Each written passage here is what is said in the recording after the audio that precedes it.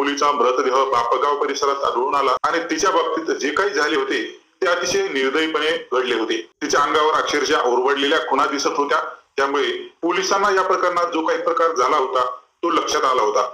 केवळ वासनेच्या आहारी गेलेल्या विकृत व्यक्तीने हे हत्याकांड घडवून आणल्याचं समोर आलं होतं, पण तो व्यक्ती कोण याचा शोध घेत असताना ते धक्कादायक खुलासे समोर आले।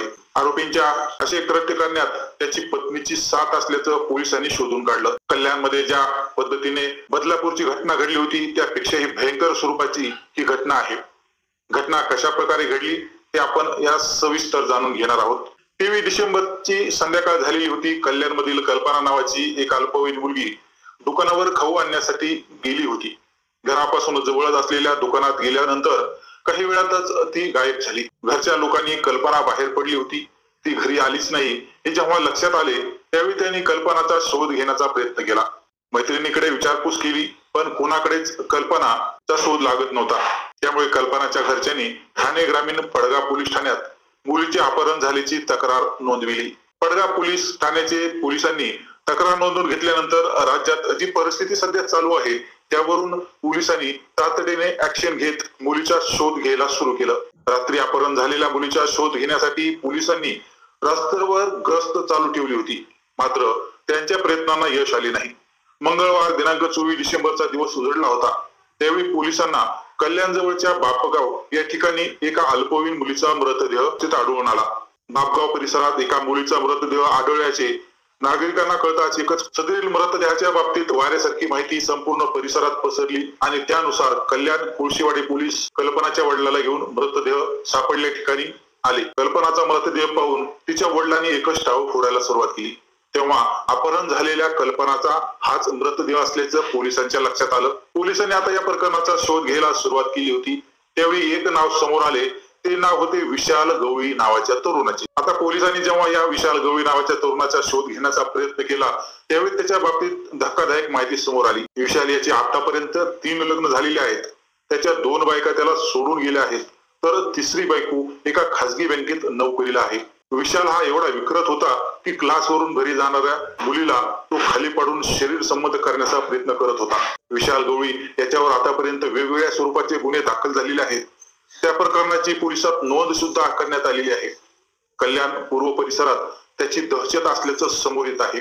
त्याच्या या दहशतीमुळे काही कुटुंब हा परिसर सोडून निघून गेले आहेत। विशाल गवळी एवढा जे बिनधास्तपणे करत होता त्या पाठीमागे कोणीतरी राजकीय वरदहस्त असल्याचं समोर येत आहे। या विकृतीने केलेल्या गुन्ह्यामध्ये फिर्यादींना दमदाटी करून तेच गुन्हे मागे घेण्यास लावणे, मारहाण करणे अशा प्रकारचे अनेक गुन्हे विशाल गवळीच्या नावावर आहेत। ज्या प्रकारे कल्याण मधून त्याने अल्पवयीन कल्पनाचे अपहरण केले त्यावेळी त्याला मदत करणाऱ्या एक रिक्षा चालकाची ज्यावेळेस पोलिसांना माहिती मिळाली त्यानुसार पोलिसांनी त्या रिक्षा चालकाला ताब्यात घेतले।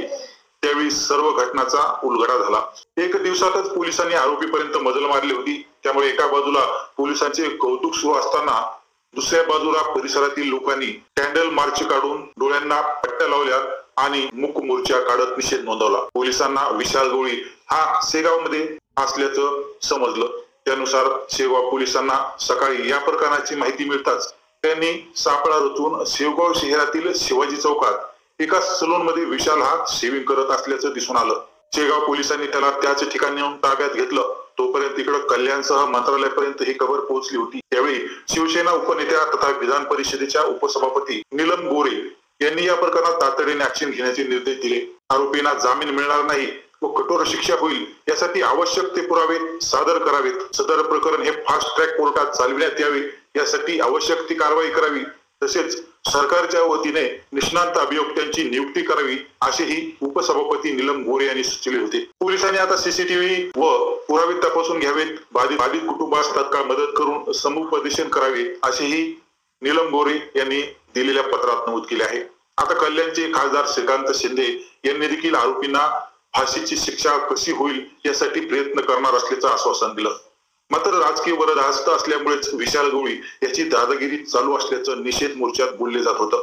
दरम्यान जेव्हा पोलिसांनी विशाल गवळी याला अटक केली त्यावेळी कल्पनाच्या अपहरणात आणि पुढे जे काही झाले त्यासाठी त्याची पत्नी विशालला याला साथ देत होती। त्यामुळे आतापर्यंत 2 बायका सोडून गेल्या असल्या तरी तिसरी पत्नी त्याच्या गुन्ह्याला पाठीशी घालत असल्याचं समोर आलं। या प्रकरणी राज्य सरकार कठोर पावले उचलेल, पण ज्या पद्धतीने रस्त्यावरून अशा प्रकारे अपहरण करून घटना घडत असतील तर राज्यामध्ये काय परिस्थिती निर्माण झाली आहे हे लक्षात येते। ज्या पद्धतीने बदलापूर घटनेतील आरोपीचे एन्काउंटर करण्यात आले, अगदी त्याच पद्धतीने विशाल गवळी याचे एन्काउंटर करा अशी मागणी महाराष्ट्रातून सध्या जोर धरत आहे।